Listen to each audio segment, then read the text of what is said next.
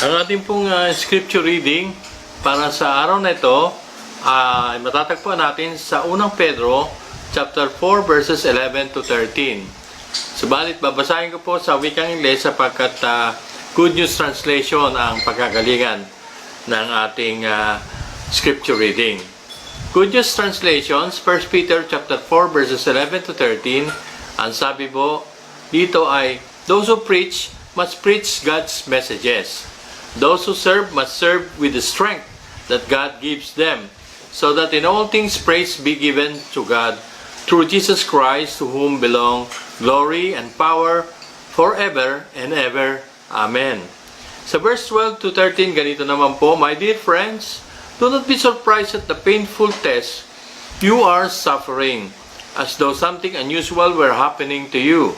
Rather, be glad that you are sharing Christ's sufferings, so that you may be full of joy when His glory is revealed. Pagpalain nawa ng Diyos ang pagkabasa ng Kanyang mga banal na salita. Magandang umaga po sa inyong lahat mga kapatid. At tayo po ay narito upang magtalakay ng salita ng Diyos na pinamagatan ko pong Why Suffer?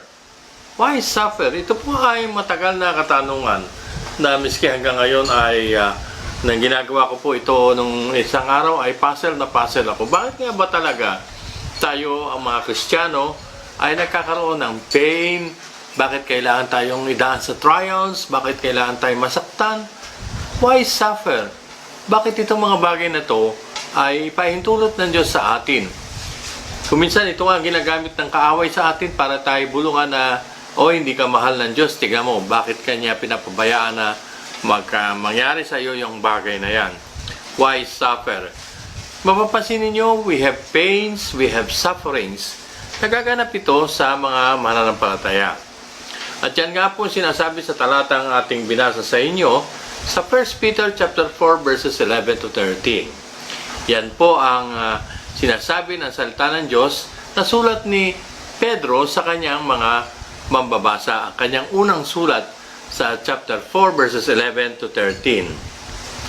Mapapansin ninyo dyan sa mga talatang yan ay may mga hinighlights ako dyan sa mga talata na yan. Mapapansin ninyo yung salitang sa mga nagmi-ministry tungkol sa pagsisermon tulad namin, yung ang ministry ay pagsisermon, ay yun daw aming mga messages ay malinaw dyan nakalagay, God's messages.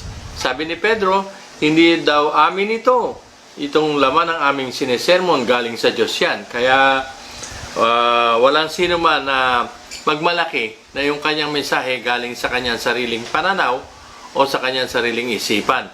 Ang source nito ay ang Diyos. Paano naman yung lakas ko sa paglilingkod? Saan naman galing ito? Ang sabi ni Pedro sa kanyang mambabasa, ang kalakasan sa paglilingkod o pagpipreach ng Word of God ay galing sa Diyos sapagkat ang sabi, the strength that God gives, malinaw po yan.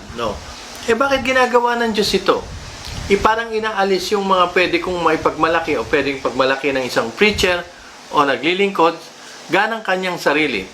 Ito po ang foundation ng ating pag-uusapan tungkol sa suffering. Sapagkat ang sabi dito, kung sa paglilingkod at pagpapahayag ng salita ng Diyos ay wala kang negatiting na bahagi, ang sabi dito, ginawa ng Diyos yan para so that ang lahat ng praise, mapansin niyo ang praise ay mapunta sa Diyos.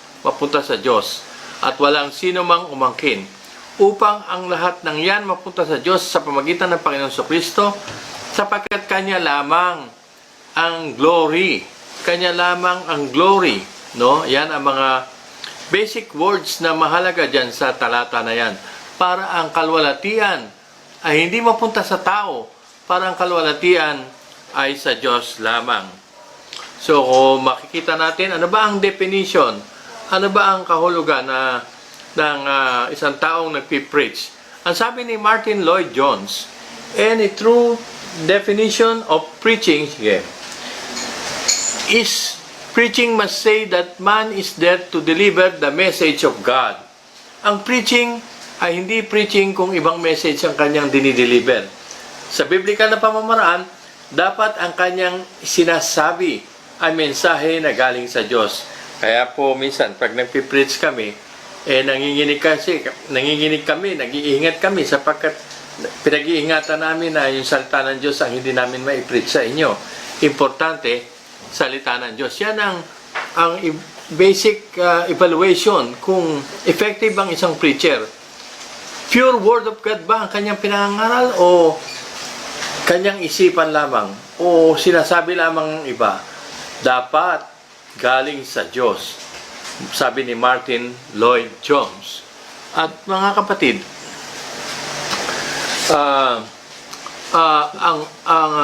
ang sabi ni Alex Kent, the preacher's call is to teach not human wisdom. Hindi ang karunungan ng tao para mag-glorify ang Diyos.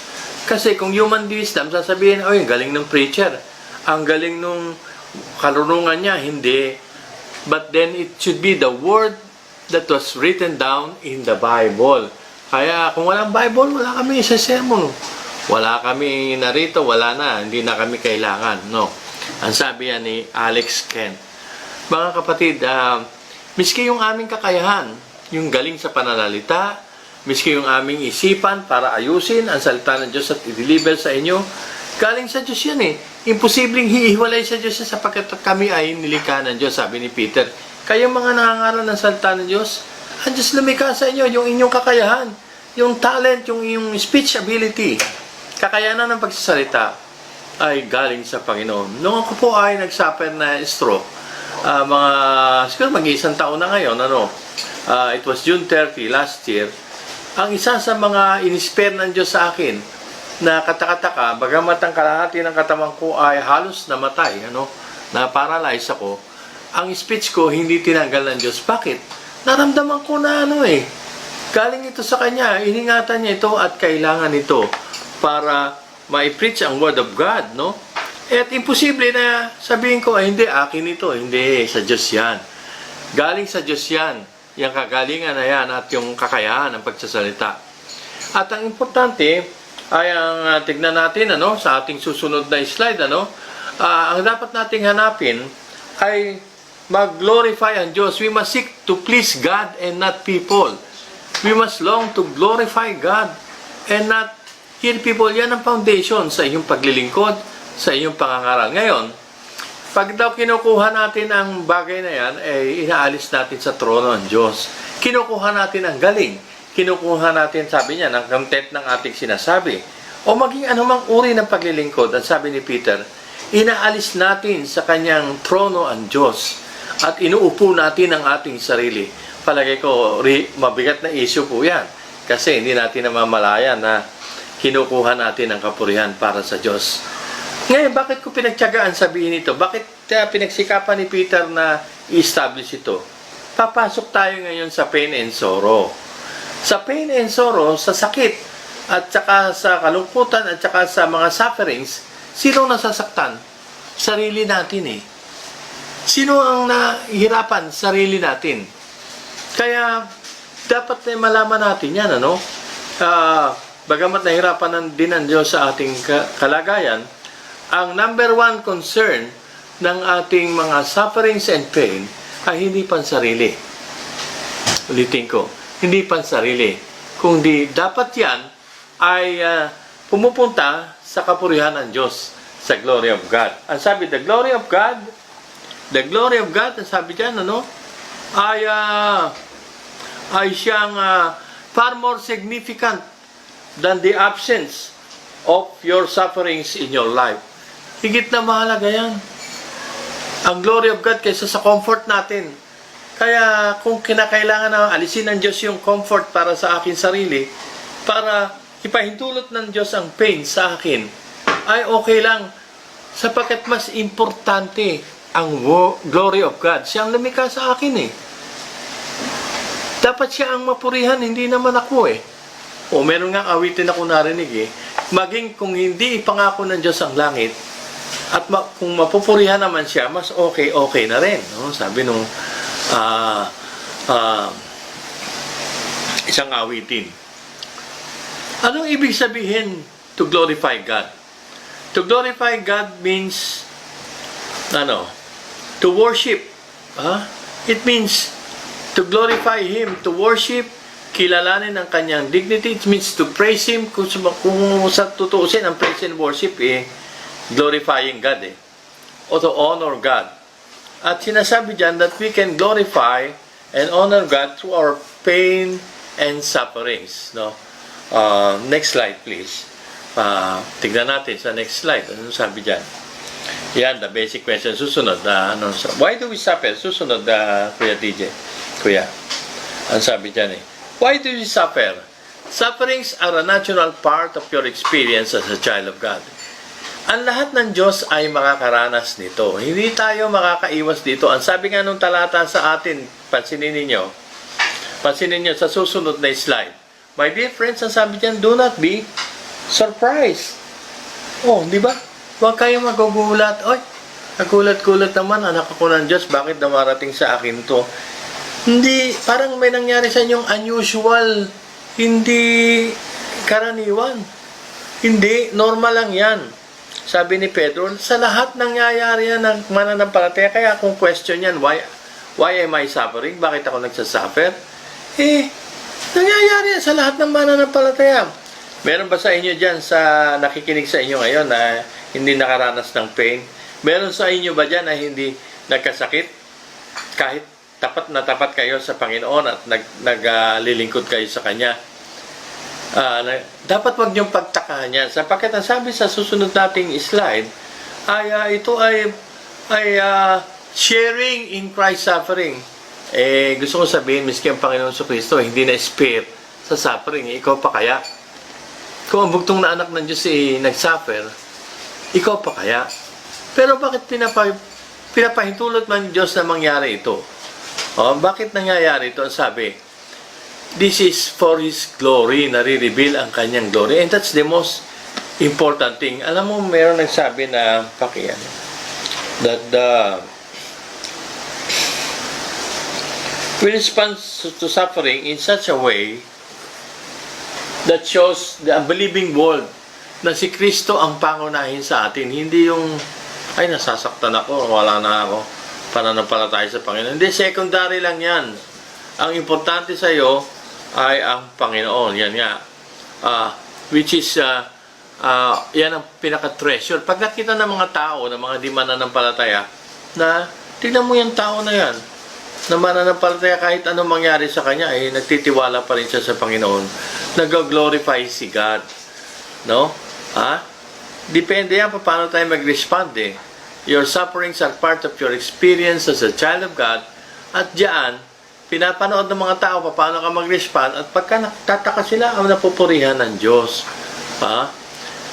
Alam mo, iniisip ko, tama si Joseph Tison nung kanyang sabihin, that this world, sabi niya, to the mundo na ito, with all its evils, is God, nilagay tayo deliberately ng Diyos sa environment na ito para tayo lumago sa ating character, sa ating pag-ugali. Lumalago tayo, hindi sa kasaganaan Lumalago tayo kapag gipit tayo, kapag mahirap ang buhay, kapag kulang tayo, kapag tayo ay may karamdaman, pag tayo nasasaktan, maaaring hindi tayo emotionally sa mahal natin sa buhay. Pag ito nangyayari sa mundo, ito nangyayari sa Pilipinas, we are suffering deliberately. Ilagay ng Diyos ang mga Kristiyano sa gitna ng environment na ito para ugitin ang kanilang karakter.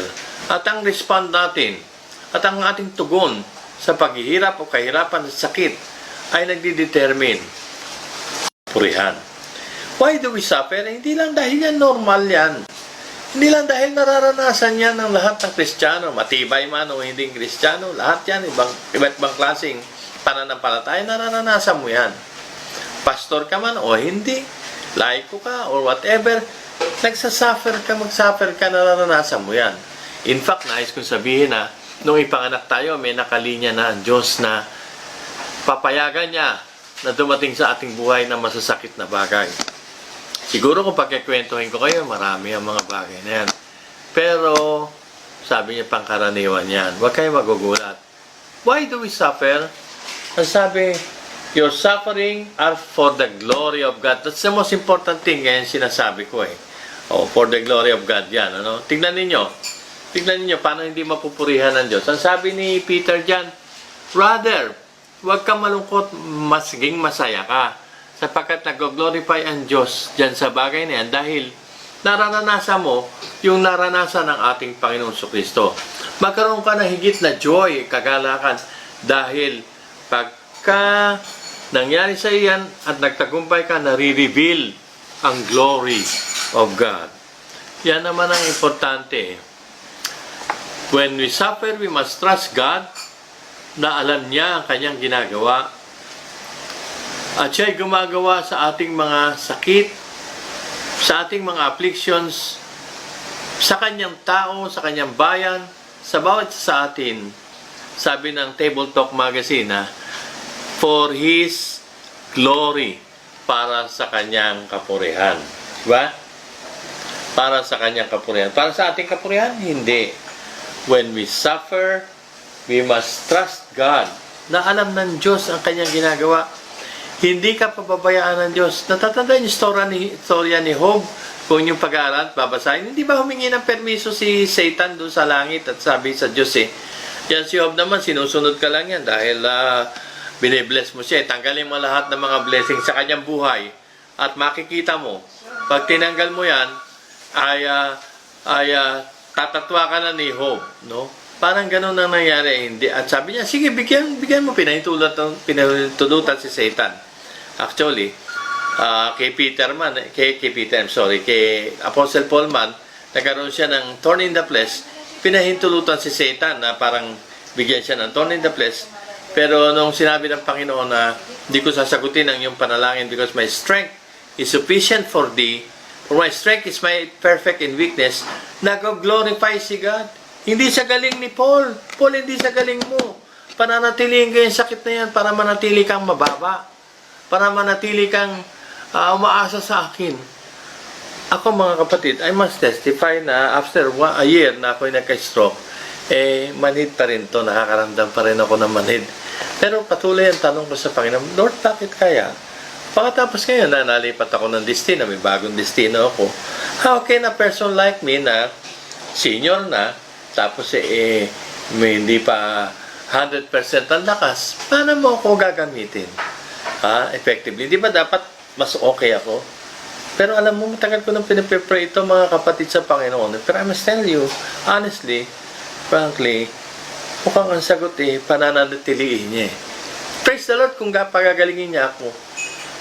Meron akong deficiency physically. Pero alam po ninyo, if this will lead to God's glory,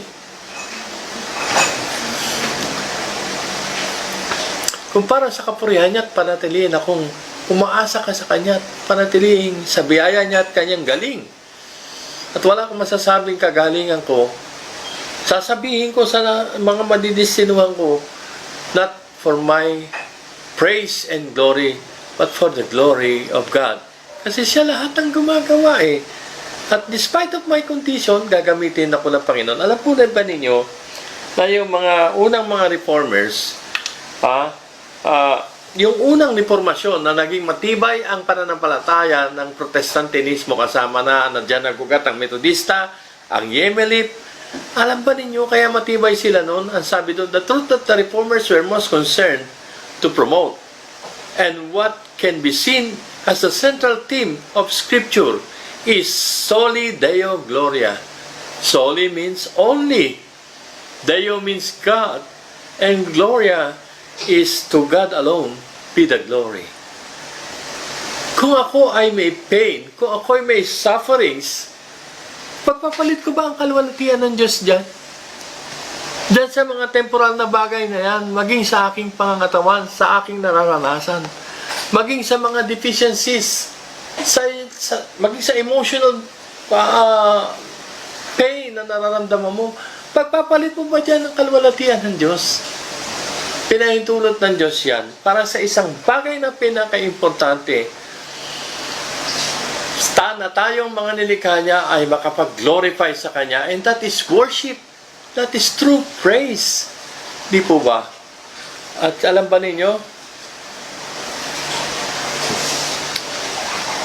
Peter, Si Peter na sumulat po nito, alam ba ninyo ang nangyari sa kanyang buhay, si Peter? Ang sabi ng tradisyon, nung siya ay ipapako dahil siya ay tagasunod ng Panginoong Hesus, ay nakiusap siya sa Roman government at pinagbigyan siya ng may kagalakan ng gobyernong Romano na siya ay wag ipako na sa krus na patayo, na siya ay ipako na nakabaliktad, sapagkat ang Panginoong Hesus lamang ang worthy of honor and praise na mapako ng patayo. Baliktarin ninyo ang aking krus, hindi ako karapat-dapat ang aking buhay at huling hiniyang ako at ang sakit ng krus ay pabaliktad kong tatanggapin. Pakiusap ko sapagkat ito ay para sa kaluwalhatian ng Diyos na aking pinaglilingkuran. Ngayon ko na-discover na isang napakahirap sagutin na tanong. Bakit merong sufferings? Pinapahintulot ng Diyos yan para ikaw at ako ay magkaroon ng pagkakataon na ang buhay na ito at ang sakit na ito ay may alay ko sa Kanya para sa Kanyang kapurihan at kalwalhatian. Sa isang mananampalataya, wala nang pinaka-importanting bagay at sa sino mang nilalang kundi ang kanyang buhay ay magbigay ng glory sa kanyang Panginoon. Para sa akin, nadaig niyan kahit 1,000,000 praise and worship sa loob ng simbahan. Nadaig niyan ang lahat ng uri ng pagpupurit, pagbigay ng glory. Kung ikaw, tulad ni Job, tulad ni Peter, tulad ni Paul, at lahat ng mga karakter sa Biblia, at maraming mananampalataya na sa kasaysayan ay pinakain sa leon. At habang kinakain sila ng leon doon sa malaking arena, ay nakangitit nakatingin sa langit. Yung mga mananampalatayang binato, pinatay sa pamagitan ng pagbato sa pamagitan ni Stephen, ay nakatingin doon sa taas. If it is for your glory, so be it. Purihin ang pangalan ng Panginoon.